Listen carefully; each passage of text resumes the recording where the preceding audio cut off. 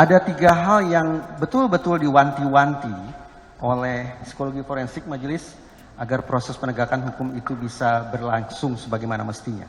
Yang pertama, jangan sampai terjadi fake crime. Masyarakat kita belakangan menyebutnya sebagai kriminalisasi. Orang yang tidak melakukan perbuatan pidana, namun disetting sedemikian rupa sehingga dia melakukan perbuatan pidana. Fake crime. Fake itu artinya palsu. Yang kedua yang saya sebut tadi majelis ketika duduk yang diistilahkan sebagai forensic fraud. Barang-barang bukti direkayasa, dimanipulasi, diubah sedemikian rupa sehingga mempengaruhi proses penegakan hukum. Forensic fraud terhadap bukti-bukti forensik. Fraud sendiri secara harfiah bermakna sebagai penipuan. Maknanya adalah sekali lagi terjadi perubahan sedemikian rupa terhadap barang-barang bukti, terhadap bukti-bukti forensik yang menyimpangkan proses penegakan hukum. Dan yang ketiga, yang juga sangat rawan adalah terjadinya keterangan-keterangan palsu, false confession. 3 hal ini yang sangat rawan dan menjadi beberapa fokus utama kajian psikologi forensik. Psikologi forensik sudah sampai pada sebuah simpulan bahwa barang yang paling merusak proses penegakan hukum, barang yang paling merusak proses pengungkapan kebenaran, barang yang paling merusak proses persidangan adalah keterangan. Kenapa?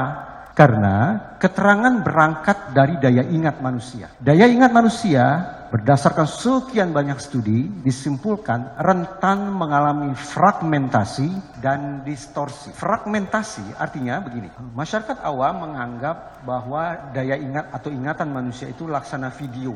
Jadi seluruh peristiwa diingat secara utuh, detik per detik, mili per mili, laksana video. Tetapi sesungguhnya tidak demikian. Ingatan manusia atau memori manusia hanya potret-potret belaka. Bukan video, tapi foto. Foto-foto itu dalam kurung ingatan atau memori manusia itu rentan mengalami fragmentasi, artinya terpecah belah, tidak utuh lagi. Karena jeda waktu yang panjang, karena tekanan batin, karena sakit, karena kepentingan, konflik kepentingan, itu membuat memori atau ingatan foto-foto tadi mengalami fragmentasi. Atau mengalami distorsi, belok kanan, belok kiri. Dengan simpulan semacam itu, ketika dihadirkan kepada saya, manakah yang lebih reliable, manakah yang lebih bisa diandalkan, sesuatu berwujud tulisan berdasarkan kerja-kerja tertentu, ataukah sesuatu yang mengandalkan daya ingat atau keterangan, saya memilih yang pertama. Lebih memilih yang pertama, lebih reliable, lebih bisa diandalkan ketimbang yang kedua, yang merupakan keterangan yang berangkat dari daya ingat manusia yang rentan mengalami fragmentasi dan distorsi. Sebetulnya kita sekarang berkutat, kita sedang bicara tentang true confession. True confession, kalau sudah true tidak jadi soal. Ini yang kita cari. Tapi persoalannya manusia rentan sekali, rentan sekali. Ini berdasarkan riset, rentan sekali untuk justru menyampaikan hal ini.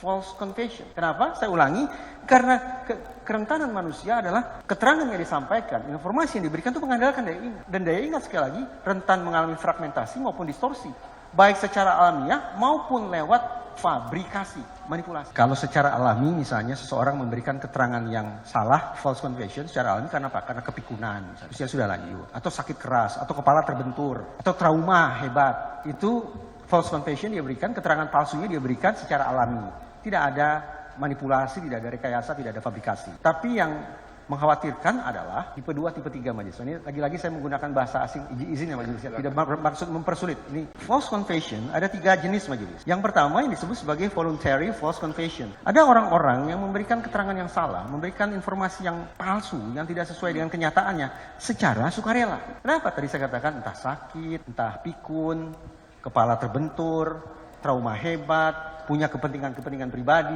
tanpa pengaruh eksternal sama sekali, dia memberikan informasi yang salah, yang keliru, yang palsu, secara sukarela. Tapi yang paling merisaukan adalah kalau kita bicara tentang coerced false confession. Orang yang memberikan informasi yang salah atau keterangan yang palsu karena tekanan, karena pengaruh dari luar. Makanya ada juga mengistilahkannya lebih tajam lagi, yaitu forced confession. Sama saja pengertiannya.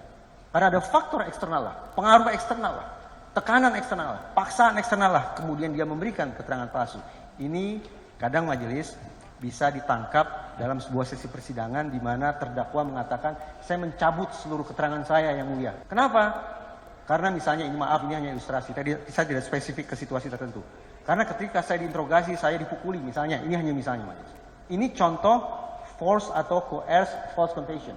yang bersangkutan memberikan keterangan yang salah atau palsu, dia tahu itu palsu tapi tetap dia berikan. Kenapa? Karena dia bawah tekanan kepaksaan pihak eksternal. Yang ketiga adalah yang diistilahkan sebagai internalized false confession. Yang dimaksud dengan internalized false confession adalah seseorang memberikan informasi palsu karena dia tidak lagi bisa membedakan mana informasi yang asli dan palsu. Kenapa bisa terjadi seperti itu?